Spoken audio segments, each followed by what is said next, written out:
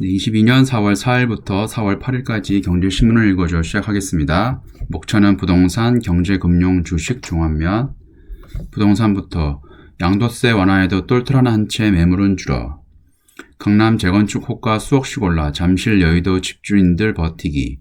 보유세까지 낮추면 팔 이유 없어. 서울 전체 매물은 2.5% 늘어. 중저가 외곽 아파트 증가폭 커. 노원, 중랑, 구로 3% 이상 쌓여. 세 부담 때문에 집을 팔려던 사람도 다시 매물을 거둬들이는 분위기예요. 집을 팔겠다는 사람은 별로 없고 금매를 찾는 문의만 늘었어요. 대통령 인수위원회가 최근 다주택자 양도소득세 한시적 완화 방침을 밝힌 이후 서울 아파트 전체 매물은 소폭 늘어났다. 하지만 강남 여의도 등 고가 아파트 밀집 지역에선 매물을 오히려 줄어든 것으로 나타났다. 새 정부는 다주택자 양도세 완화 조치로 다주택자의 절세용 매물이 시장에 풀려 집값이 점차 안정화할 것으로 기대하고 있다. 업계에서는 지난 5년간 다주택자 규제에 따른 똘똘한 한 채 선호 현상이 여전히 강해 서울 인기 주거 지역에서 매물 유인 효과는 크지 않을 것으로 관측됐다. 잠실은 일주일 새에 매물이 11% 줄고 서울 집값 양극화 심화할 것. 전문가들은 현 정부대로 다주택자에 대한 규제가 쏟아지면서 강남권 중심의 똘똘한 한 채가 수요가 늘어날 것이라고 지적했다. 압구정, 청수동, 잠실동 등 비롯해 양천구 목동, 영동, 포구 여의도동, 용산구 이촌동 등 대다수 인기 주거지가 토지거래 허가 구역에 묶여있는 것도 매물 출현을 어렵게 하고 있다. 토지거래 허가 구역에서는 전세를 끼고 집을 사는 게 불가능하다. 기존 세입자들을 들인 집은 최장 4년의 임대차 계약이 끝나기 전까지 집을 처분할 수 없다. 더구나 인수위는 재건축 규제 완화에 따른 집값 과열을 막기 위해 토지거래 허가 구역을 확대하는 것도 고려하고 있다. 제가 봤을 때는 집값을 잡으려면은 일단은 보유세는 계속 줄이는 것보다는 그냥 그대로 두는 게 낫고 양도세를 한시적으로 한 1년 6개월 정도 해야지 사람들이 매물을 내놓을 것 같아요. 공급도 당연히 늘려야 하지요. 용적률을 높여서 그럴 수도 있고 여러 가지 방법이 있을 것 같습니다. 자, 다음은 경제, 금융, 주식, 리오프닝주, 엔터 담고 화장품은 드러내라. 다시 봉쇄 드러난 중국 시장보다 미국, 유럽 의존도 높은 기업 유망, 엔터 편의점주도 고성장 기대.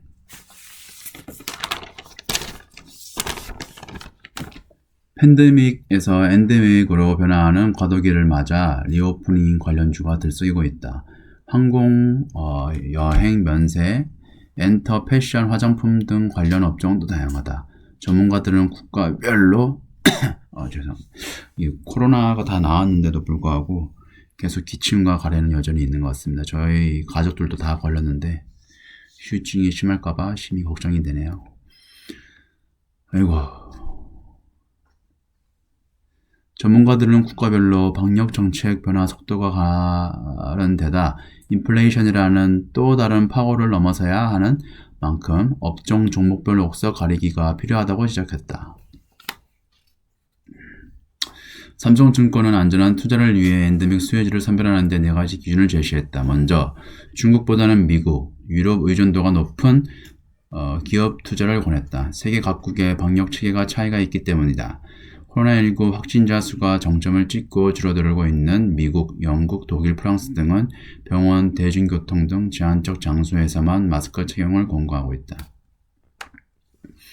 두 번째로 상품 관련 업종보다 서비스업이 유망하다고 봤다.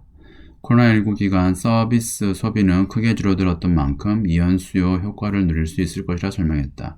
억눌렸던 수요가 폭발하는 만큼 좀 더 높은 가격을 부담하고서라도 수준 높은 서비스를 이용하고 싶은 고객이 많을 것이라는 예상이다. 대표적인 업종으로 엔터 업종이 꼽힌다. 이혜인 유한타증권연구원은 하이브, JYP, SM, YG 엔터테인먼트 등 엔터 4개사의 합산 공연 매출 부문은 2019년 대비 54% 성장할 것으로 예상한다. 여기에 핵심 지식재산권 IP를 보유하고 있는 엔터사들이 준비하고 있는 블록체인, NFT 등 관련 사업 성과도 연내 확인 가능할 것으로 내다봤다. 세 번째로 인플레이션 우려에서 상대적으로 자유로운 업종을 골라야 한다고 주문했다. 엔터 업종에서 제가 가지고 있는 거는 JYP인데 JYP가 보니까 3월 2일부터 4월 1일 기준으로 해서 26% 상승을 했네요. 가장 많이 상승을 했습니다. 외국인 같은 경우도 JYP 같은 경우에는 한우물만 판다고 생각을 해가지고 영업이익률도 상당히 높거든요. 그래서 아마 뭐 큰 타격이 없이 지금 같은 시기에서 이 시기에서 많이 종목이 상승한 것 같습니다. 체질 개선 성공한 업종은 마지막으로 코로나19를 거치는 과정에서 산업 구조가 재편됐거나 체질 개선에 성공한 기업도 주목할 만하다고 했다. 편의점이 대표적이다. 코로나19 기간 외출이 줄어들면서 편의점 방문객 수는 빠르게 급감했다.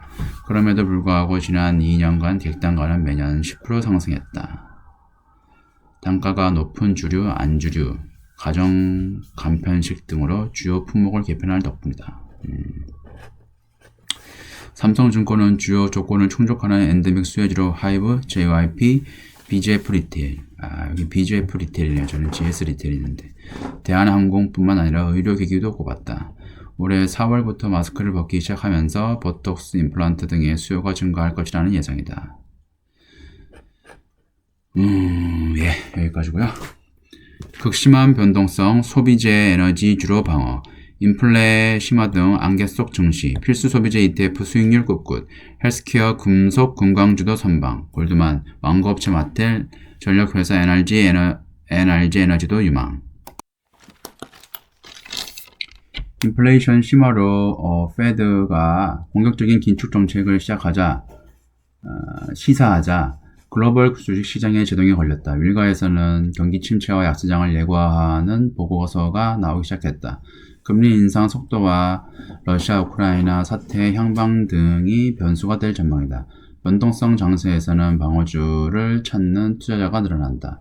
실적이 안정적인 업종의 주가가 하락폭이 낮아서다. 경기 방어주를 담은 성장지수 펀드도 주목받고 있다.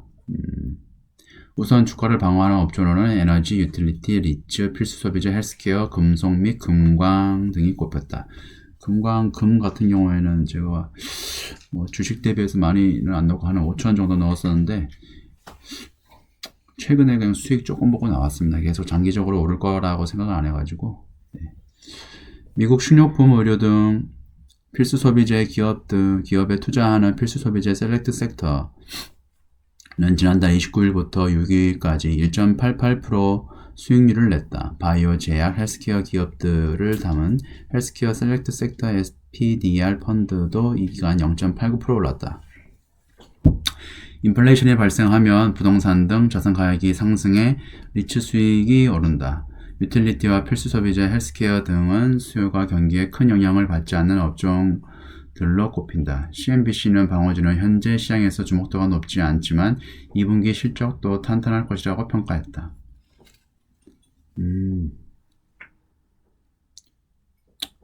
별로 중요한 내용 없네. 다음. 이번 주는 종합면이 많이 중요한 내용이 많이 있는데, 미국 긴축 추경 이창용 매파 발언에 국채금리 8년 만에 최고, 국내 얘기 나옵니다. 3년 만기 국채금리 2.8%, 10년 만기 3.1%로 급등, 미국 고용 호조로 금리 상승 압력, 50조 규모 추경도 부담, 한은 지난달 말 구두개입, 이번엔 국고채 2조 매입. 미국 같은 경우에는 2년 만기랑 10년 만기 국채금리가 역전이 돼가지고 대부분 과거 사례를 보면은 2년 만기와 10년 만기가 역전이 되면 대부분 경기 침체가 왔거든요. 근데 2년 만기, 근데 3개월 만기 같은 경우에는 아직까지는 10년물과는 격차가 조금 있습니다. 2년물 같은 경우에는 정책금리이고 10년물 같은 경우에는 시장금리여가지고 시장금리는 장기 상승, 기업의 이익률 이런 거를 감안을 하는 거고, 그 다음에 2년물 같은 경우에는 기준금리, 페드가 얘기하는 기준금리, 보통 시장에 반영되는 게 한 2년 6개월 정도 되거든요. 그래서 2년물, 3년물 또는 10년물은 장기금리, 이게 역전이 되면은 경기 침체가 과거 사례에도 왔는데, 보통 10년 만에 경기 침체로 인해 가지고 주가가 많이 하락한 경우에는 10년물이 떨어지는 경우, 그래가지고 2년물이 떨어지는 것보다 10년물이 더 떨어져서 빨리 떨어져가지고 경기 역전이 돼서 경기 침체하는 경우가 있었지만, 지금 같은 경우에는 오히려 금리 인상에 대한 그런 요인으로 인해서 2년물 속도가 많이 상승하고 있거든요. 10년물보다. 그래서 이번에는 다를 수 있다라고 얘기하는 전문가들도 많습니다. 하지만 아직까지는 3개월물과 10년물의 금리 역전차는 없었습니다. 자, 이제 국내로 다시 들어가면은 3년 만기 국채금리가 4일 연 2.8%를 돌파하며 8년 만에 최고치를 경신했다. 10년물, 30년물 등 장기 국고채 금리도 동시에 급등했다. 미국발 금리 상승 압력과 윤석열 대통령 당선 이내 50조 규모 추가 경정 예산 편성 가능성에 이창용 한국은행 총재 후보자의 매파적 발언 영향이 맞물린 결과다. 이날 서울 채권시장에서 기준물인 3년 만기 국채금리는 전 거래일보다 0.053%포인트 오른 연 2.837%에 마감했다. 2014년 후 8년 만에 처음으로 2.8%를 넘어섰다. 중장기 국고채 금리도 치솟았다. 5년 만기 국고채 금리는 0.077%포인트로 상승한 연 3.019%를 기록했다. 10년 만기 국고채 금리는 전 거래일보다 0.058%포인트 오른 연 3.065%, 3년 만기 국고채는 전 거래일보다 0.136%포인트 상승한 연 3.020%였다. 미국 고용 호조와 페드 긴축 빨라질까? 채권시장의 금리 발작으로 하나는 5일 시장 안정을 위해 2조 원 규모의 국고채를 매입한다고 밝혔다. 그럼에도 국채 금리 상승세는 꺾이지 않았다. 지난달 28일 3년 만기 국고채가 연고점을 기록했을 때만 해도 하나는 구두 개입에 그쳤다. 당시에는 하나는 국고채 금리 비교 대상국으로 삼는 호주, 뉴질랜드, 홍콩 등도 금리가 비슷한 흐름을 보였다. 한국만 이례적으로 국채 금리가 급등하면서 하나는 매입에 나섰다는 분석이 나온다. 하나는 금리 변동성 확대에 대응한 시장 안정화 조치라고 밝혔다. 다음 미국 내달 금리 0.55% 포인트 인상 기정사실화 3연속 빅스텝 가능성도. FOMC 참석자 인플레 침입된 한 번 인상 빅스텝 적절 공감대. 양적 긴축 속도 2배 빨라지나. 월 국채 600억 불, MBS 350억 불, 1년 1조 1,400억 불 자산 드러낼 듯. 일각에선 미국 불황 위험 높일 것.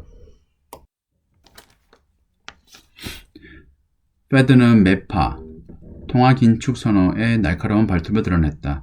기준금리 인상과 대차 대조표 축소, 양적 긴축까지는 시장의 예상 범위 아니었다. 그러나 금리를 한 번에 0.5%포인트 올리는 빅스텝을 1회 이상 할 수 있다는 발언은 시장을 놀라게 했다.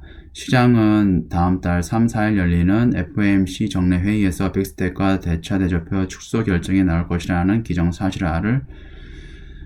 나올 것을 기정사실화하고 있다. 보통 다른 전문가들은 또 이거는 이미 다 시장에 선 반영되어 있지만은 이미 미국 같은 경우에는 많이 상승을 했기 때문에 이익 실현을 해가지고 굳이 명분이 필요하다고 얘기하는 전문가들도 꽤 있습니다. 6일 공개된 페드의 지난달 FOMC 정례 회의 의사록에서 가장 눈길을 끈 부분은 빅스텝이었다. 지난달 15에서 16일 FOMC 회의가 열리기 전 미국 월스트리트전에서 페드와 빅스텝에 나설 것이라는 설이 무성했다. 하지만 결국 0.25%포인트 인상에 그치자 시장은 안도했다. 이거는 우크라이나 전쟁 때문에 올릴 수 없었던 거고요. 그러나 당시 FOMC 회의 참석자들이 인플레이션 억제를 위해 빅스텝을 유력하게 검토했다는 사실이 의사록 공개를 통해 밝혀졌다. 우크라이나 사태뿐만 아니라 지난달 미 기준금리가 제로금리에서 벗어나 연 0.55에서 0.75%로 상승했을 수 있었다는 뜻이다. 현재 미국 기준금리는 0.25%에서 0.5%이다. 이거 같은 경우에는 또 다른 사람은, 어떤 사람은 우크라이나 때문에 유가가 많이 상승할 수 있지만은 그거는 뭐 기본 전제 조건이 수요가 탄탄하다는 기본 전제 조건이었는데, 지금 중국 같은 경우에는 지금 코로나가 이제 시작을 해가지고 수요의 하락으로 인해서 또 유가 상승률이 많이 많이 오르지도 않고 많이 떨어지지도 않고 오히려 떨어지지도 않고 적당한 수준으로 되지 않을까라고 얘기하는 전문가들도 좀 있습니다. 그리고 시카고 상품거래소 CME 페드워치에 따르면 다음 달 빅스텝 가능성은 78.8%다. 그렇다면 제로금리 시대의 종언을 고한 지 2달 만에 1년 1%대 기준금리에 다가서게 된다. 페드의 빅스텝은 2000년 이후 22년 동안 없었다. 밀가에서는 페드의 허를 찔렸다는 반응이 나온다. 1, 2월 증시 하락을 감안해 페드가 금리 인상 등의 속도를 조절할 것이라는 시장 기대가 깨졌다고 평했다. 페드가 최우선 과제인 인플레이션 잡기에 주력하겠다는 뜻을 분명히 했다는 해석이 많다. 지난 2월 미국 소비자 물가지수 CPI는 지난해 같은 달보다 7.9% 급등하며 40년 만에 최대 상승폭을 기록했다. 페드가 보유하고 있는 자산을 줄이는 대차대조표 축소도 이르면 다음 달부터 시작될 전망이다. 지난달 FOMC 회의 참석자들은 대차대조표 축소의 월 상한을 950억 달러, 116조로 하자는 데 대부분 동의했다. 미 국채 600억 달러와 주택저당증권, MBS 350억 달러 등이다. 보유한 국채와 MBS 만기가 도래하면 재투자하지 않는 방식을 쓰게 된다. 이 상한선은 가장 최근의 긴축 사례인 2017에서 2019년도 한도 최대 500억 달러의 2배 수준이다. 그만큼 빠른 속도로 유동성을 걷어주겠다는 계획이다. 그동안 일각에서는 페드가 장기간 과다하게 자산 매입에 나서면서 시중 유동성을 과도하게 부풀렸다는 비판 언론이 일었다. 페드의 급격한 노선 선회가 경제에 충격을 줄 것이라는 우려도 나온다. 제이 하트필드, 이름도 기네. 페드의 대규모 긴축 결정은 다소 경솔하다고 생각한다며 미 경제의 불황 위험을 높일 것이라고 분석했다. 이 내용은 일부 전문가이고요.